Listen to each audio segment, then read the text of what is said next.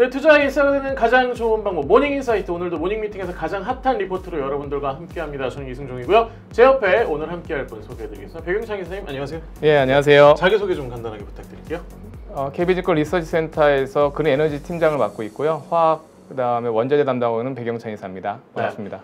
화학과 원자재 담당하신다면서 저희 정말 모닝미팅에서 큰 목소리를 담당을 해주고 계신데 예. 오늘 그만큼이나 화끈한 한번 방송 부탁드리면서 자, SK이노베이션 어떤 회사인지부터 좀 저희가 얘기를 해봐야 될 것 같아요. SK이노베이션은 잘 아시겠지만 대표적인 우리나라의 정유 및 화학 기업입니다. 한 35년간 정유 화학 계속 영위해 오고 있고요. 네. 글로벌 한 10등, 그다음에 국내에는 1위 정도 하는 기업입니다. 근데 배터리 사업을 10년 전부터 영위하면서 최근에 전기차 배터리 사업에서 상당히 큰 두각을 나타내고 있는 기업입니다. 알겠습니다.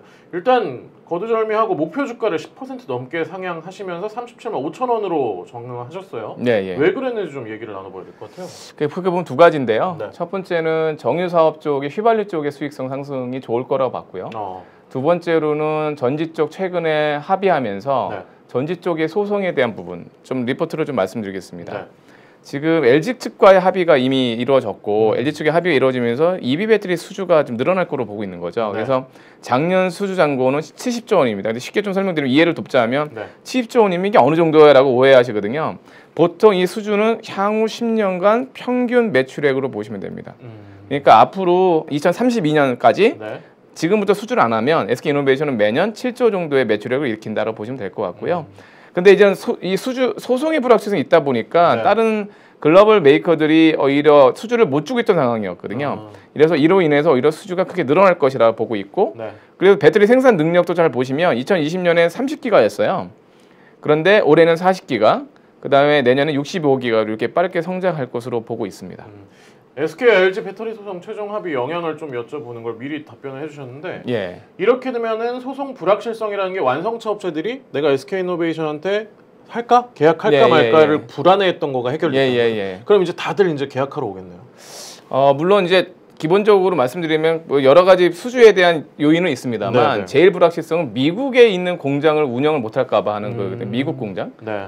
미국 공장이 운영을 못하면 원하는 납기의 배터리를 못 받으니까 네. 그로 인한 배터리에 대한 불확실성을 미국 내내 불안했고 그래서 오히려 대통령이 종용해서 합의를 했다는 얘기거든요. 네. 그러니까 그 얘기는 기본적으로 배터리에 대한 수주에 대한 리스크는 해소됐다면 미국 내 제2, 제3의 공장을 짓고 그리고 우리나라의 어떤 증설 속도나 품질에 대해서는 자타가 공인 잘 하고 있습니다. 네. 따라서 수주에 대한 매우 낙관하셔도 되겠다라고 저는 보고 있습니다. 오히려 미국의 추가 공장까지 생산할 수 있다. 네, 저는 그렇게 보고 있습니다. 알겠습니다. 자, 그다음 또 하나의 이슈가 드라이빙 시즌이 시작됐다. 그 영향은 어떻게 되냐 이런 얘기가 좀 있는데 드라이빙 시즌이 뭔지부터 좀 얘기를 해봐야 될 것 같아요. 드라이빙 시즌 말 그대로 운전한다는 뜻입니다. 밖으로 많이 나간다. 네, 통상적인 드라이빙 시즌은 5월 정도입니다. 왜냐하면 너무 더우면 네. 운전 안 하죠. 사실 맞아요. 잘 생각해 보시면 한여름 때 제주도에서 차 운전해 보셨나요 혹시? 왜냐하면 아무리 선팅을 해도 네. 햇빛의 강도 때문에 에어컨 맞아요. 때문에 덥습니다. 네. 그런데 이제 미국은 보통 5월 정도의 드라이빙 시즌인데 팬데믹 때문에 그게 잘 안 됐던 거고요. 네. 올해는 6월부터 드라이빙 시즌을 보고 있습니다. 근데 최근에 제가 리포트로 말씀드리면 6월 이후 정제 마진 상승을 예상하는 이유는 네. 지금 보시는 것처럼 잠깐 그래프를 좀 보겠습니다. 여기 4페이지에 보시면 그림 5번, 6번이 있는데요. 네. 그림으로 한번 아까 설명드렸던 거 한 번만 더 설명드리면 네. 이 왼쪽 그림 5번의 그래프는 뭐냐면 미국 휘발유 재고입니다. 네. 그러니까 이 음영은 과거 5년간의 평균 레인지입니다. 이 안에 보통 재고가 들어가 있겠죠. 네. 그런데 21년은 점선인데 보시면 이 점선이 지금 매우 낮게 돼 있어요. 네. 이게 왜 그러냐면 그만큼 미국 경기가 나쁘지 않다. 경기가 좋아지고 있다는 뜻이거든요. 휘발유를 많이 쓰고 있다는 그렇죠. 얘기인가요? 그러니까 재고가 낮고요. 근데 이 상태까지는 괜찮은데 6월에 만약에 수요가 좋아지면 재고가 더 드랍하겠죠. 이렇게 네. 재고가 낮아지고 가격은 올라가는 현상이 예상된다. 이게 이제 드라이빙 스의 특징인데 올해는 아마 작년의 분풀이로 더 운전을 많이 하지 않을까 보고 있고 그림 6번을 보시면 네. 이미 그런 조짐이 보입니다. 이 파란색 그래프가 개솔린 크랙인데 크랙이란 게 뭐냐면 이 개솔린 가격에서 두바이 가격을 뺀 겁니다. 두바이 가격을 뺐다는 얘기는 뭐냐면 그냥 스프레드, 수익성이라 보시면 되겠죠. 네. 그래서 예를 들어 2017년에는 두바이에서 뺀 개솔린 크랙이 약 15불 정도 했습니다. 이렇게 돈을 벌었다는 얘기입니다. 네. 근데 지금 작년 팬데믹 때 마이너스까지 왔으니 엄청 적자를 받겠죠, 당연히. 네네. 그런데 지금 분위기는 어느 순간에 지금 10불까지 올라와 있습니다. 특히 올해 1월 이후로. 네. 그러니까 이 재고가 낮은 것과 가격이 반대 방향이지 않습니까? 그렇죠. 재고는 빠지고 가격은 올라가고. 그런데 여기서 6월에 만약에 드라이빙 시즌이 더 셀수록 재고는 더 빠질 거고 가격이 올라갈 수 있다는 추정이 가능할 거죠. 그렇게 해서 저는 휘발유 쪽의 크랙 쪽이 매우 좋아질 것이다 보고 있었습니다.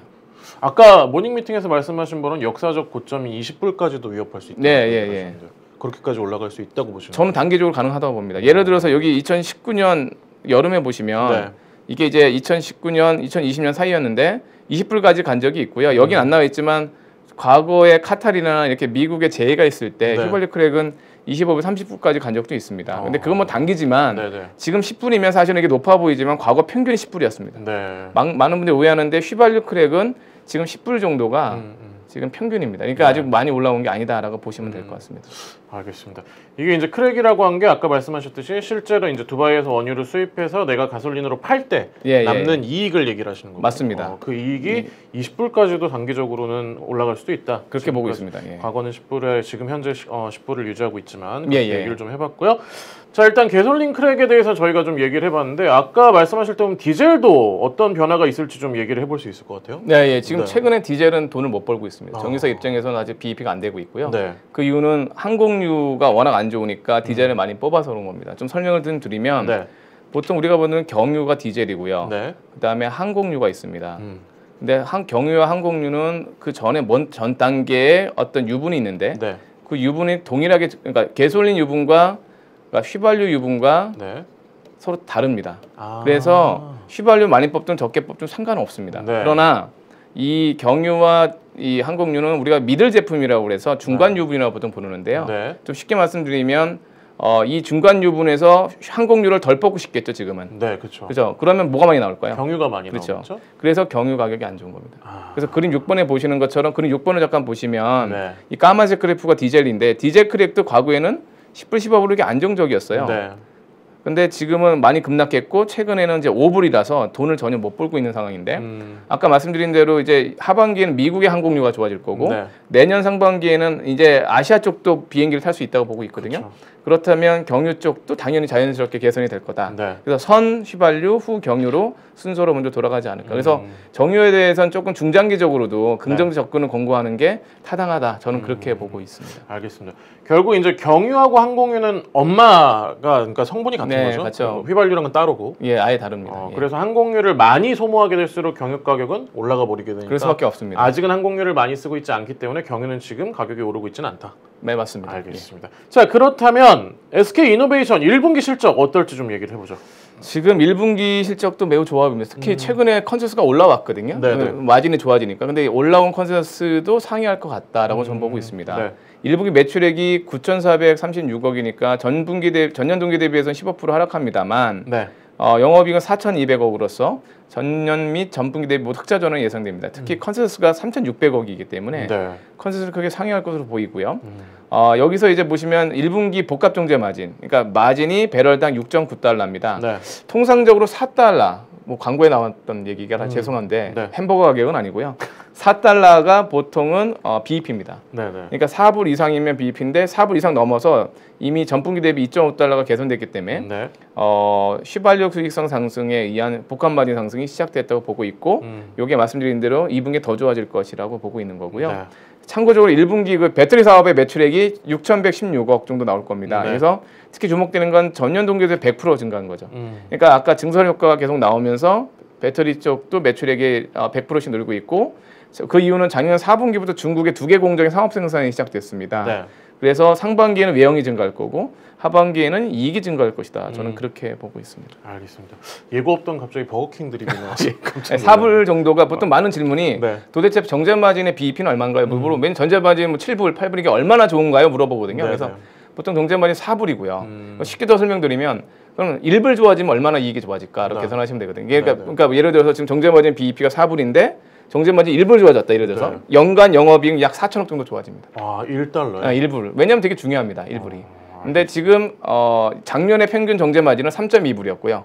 올해 제가 보는 건 4불 40센트 정도로 보고 있습니다. 알겠습니다. 자, SK 이노베이션 1분기 실적까지 좀 얘기를 나눠봤고요. 끝으로 SK 이노베이션 이런 회사다 앞으로 어떨 것 같다 좀 정리하는 멘트 하나만 부탁드리겠습니다.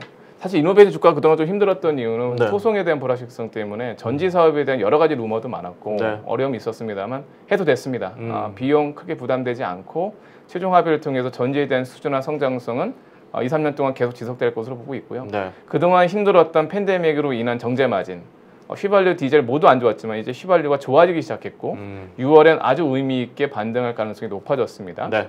거기에 백신 이후에 항공유 수요가 하반기, 내년 상반기 좋아진다면 분명히 내년 정제 마진까지도 상승할 것으로 보고 있어서 중장기적인 접근도 공고화드릴 수 있습니다. 네. 이상입니다. 알겠습니다. 좀 정리해보면 소송 끝났다, 이제 네. 간다, 뭐 이런 의미가 좀 느껴지는 것 같은데요. 자, SK이노베이션 목표 주가 10.3% 상향된 37만 5천 원으로 투자 의견 바이 유지한다는 걸 전해드리면서 오늘 모닝 인사이트는 여기까지입니다. 저희는 목요일 10시에 다시 돌아오도록 하겠습니다. 시청해주셔서 대단히 감사합니다.